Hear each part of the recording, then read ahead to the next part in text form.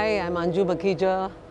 I've just finished a workshop with children, and I'm really happy that I've got back into writing for children because, you know, in the workshop, the youngest one was the most interesting, and we just keep on giving orders to children and forget how much fun we can have with them and how much we can learn from them. So it's great. The book that's just come out is called To Catch a Poem. It's been edited by Jane Bhandari and myself, and I think is the first Indian anthology for youth, not children, which includes poems by senior writers, Adil Jassawala, and Geet Patel has edited a section there, and there are poems by youngsters.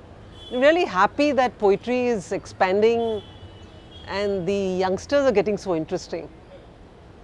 I was told to say a few words about myself that people don't know. Sitting here on this terrace at Prithvi, I can only say that my first and last love will always be nature. It will always be these wonderful trees and of course children. I hope I have said enough. There are going to be other authors and writers, and it's been really great fun to feature on this particular kind of media. I don't think, I said earlier that the kids are the smartest people in the workshop that we just had, adults and kids. So I think that's a total fallacy. I think children are very sensitive, very intelligent.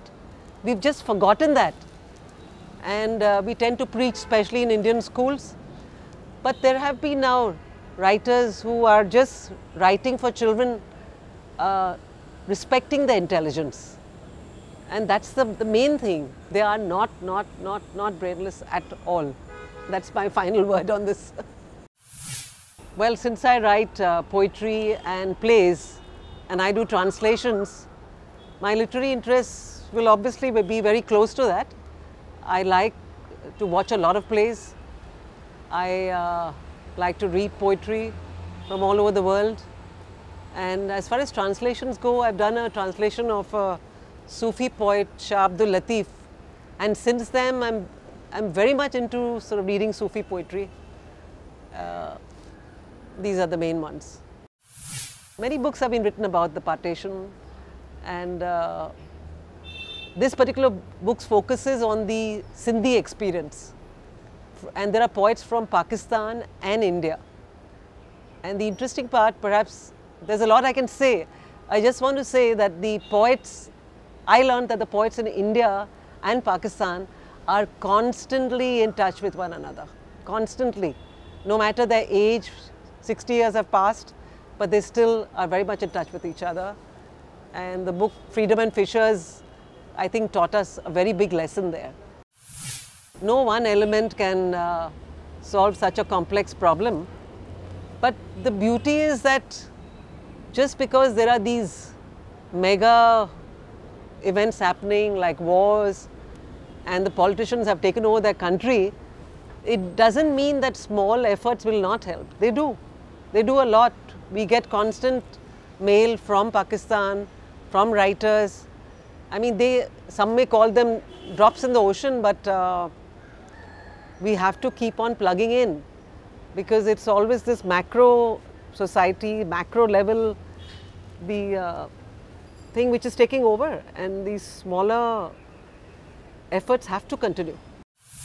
I have a daughter who's 21 years old, and she is very excited about all the twittering, about all the bickering, about everything that goes on all the sites.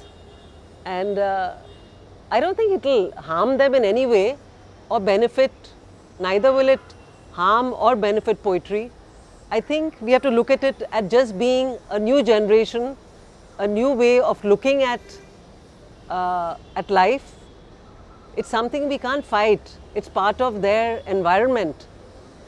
They have accepted it. We may say, get off the comp, makes no difference. The language changes with time, and definitely all the terminology, all that is going to seep inside, whether it's poetry or literature. So I don't want to, be judgmental whether it will harm or help. I think it's a fact, and it will affect. We have to see how all this new media will affect us. I used to get up at 4 in the morning and write plays especially, because at that time it's quiet, you're not disturbed, and you can write for an hour or so and then whatever. But as far as poetry goes, it can come to you anytime. And I think to fix a time for poetry would be, suicidal.